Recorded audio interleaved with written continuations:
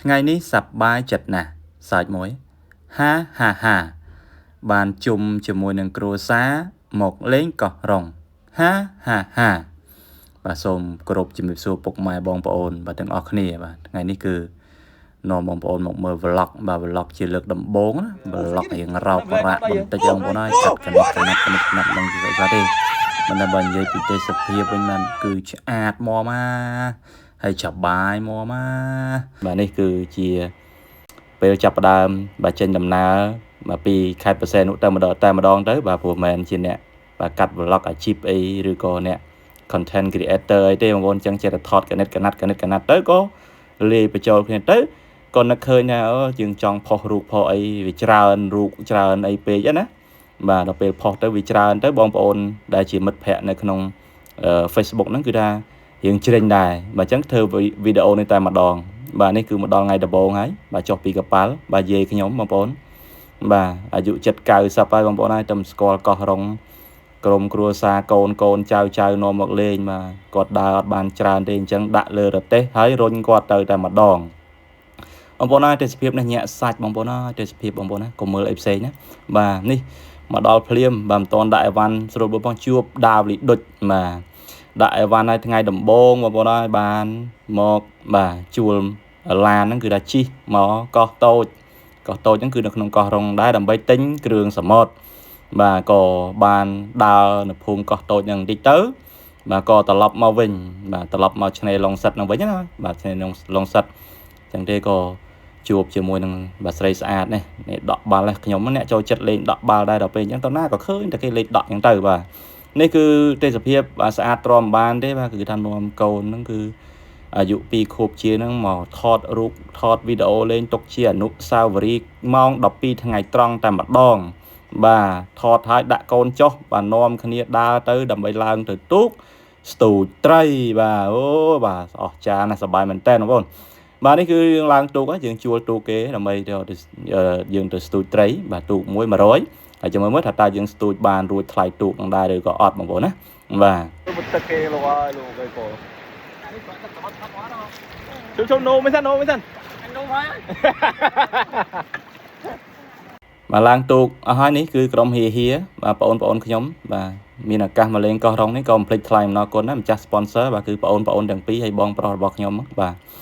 អញ្ចឹងមកលើទូកហ្នឹងគឺមានតែ6នាក់ទេបងប្អូន4នាក់បងថ្លៃម្នាក់និងភរិយាបាទនេះគ្រូចូលហើយបាទណារងក្បាលទូកបាទខែ11ហ្នឹងឃើញគាត់នៅមាត់ទន្លេបងប្អូនណាបងប្រុសរបស់ខ្ញុំចូលចិត្តធ្វើគេសប្បាយណាបាទឃើញរវៃ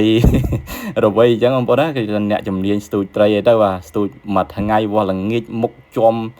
ប៉ែគឺថាគ្មានបានទេពីអ្នកប្អូនបន្ទាប់ខ្ញុំនេះបាទរតនានេះអត់ទេបានបងថ្លៃនេះវិញអត់មាត់ទេតែបានត្រីហូហែរបស់គាត់ដែរបាទកន្លែងនេះគឺបងប្អូនប្រុសពៅរបស់ខ្ញុំបាទបានត្រីមួយធំណាស់បងប្អូនអើយត្រីតុកែបងប្អូនណាបាទខ្ញុំទៅស្គាល់ត្រីហ្នឹងគេហៅឈ្មោះអាយ៉ាំបាទតាមបងប្អូនខ្ញុំដែរហ្នឹងបាទអូបានរំភើបរកអ្វីព្រៀបផ្ទឹមពំបានណាបងប្អូនបាទមាស1គីឡូមិនស្មើត្រីអាយ៉ាំហ្នឹងមួយទេបងប្អូនហើយស្ទូចបានខ្លួនឯងបានដឹងថាអារម្មណ៍យ៉ាងណាអញ្ចឹងយើងទៅស្ដាប់បាទ reaction បាទពិតបាទទាំងអស់គ្នាបងប្អូនណាបាទមិនវាអូស្អីគេនេះអូនឯងប្លែកដល់ដៃហ៎អូត្រី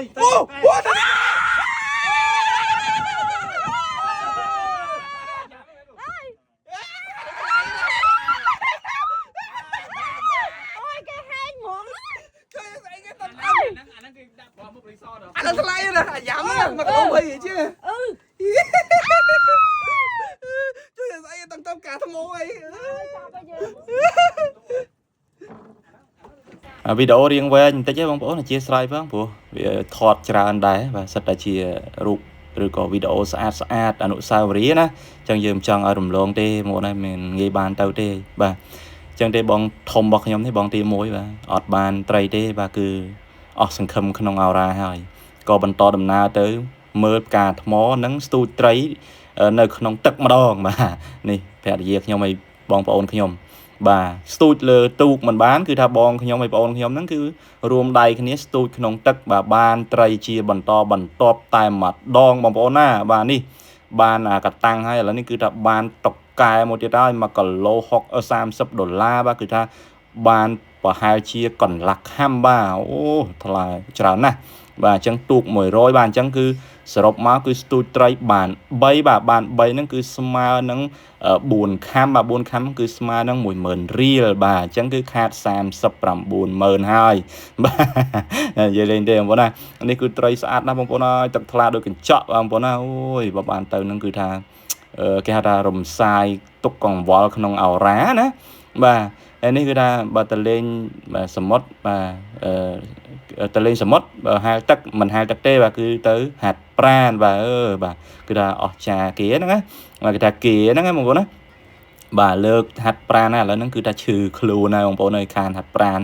ជីមហ្នឹងគឺថារាប់ឆ្នាំមកហើយគេឃើញកន្លែងគេដំណងពេលហ្នឹងក៏បាទក៏លើកដុំដែកអញ្ចឹងទៅឲ្យប្រពន្ធថតអីចឹងទៅបាទថ្ងៃបញ្ចប់ក៏បានមកដល់បងប្អូននេះបាទគឺបាទអ្នកបាទដឹកម៉ូតូនេះគឺបងខ្ញុំបាទគេហៅថាអ្នកគុណនិយមមុខ5បាទអ្នកគុណនិយមមុខ5បងប្អូនពាក់មុខ5ម្នាក់ឯងព្រោះ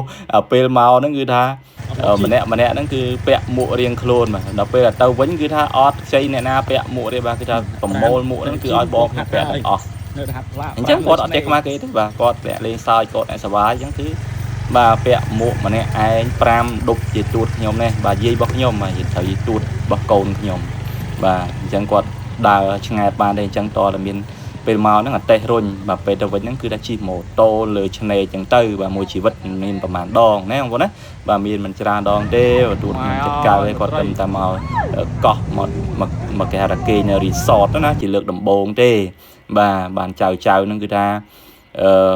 បាននាំមកលេងអញ្ចឹងទៅបាទនេះថាទេសភាពទឹកត្រីហ្នឹងគឺថាអូយបងប្អូនហើយអ្នកទៅក្រោយខ្ញុំកោះរងហ្នឹងគឺថាបងប្អូនមានកញ្ច្រែងឬក៏មានអាស្នងណាមានស្នងមានស្បៃហ្នឹងយកទៅ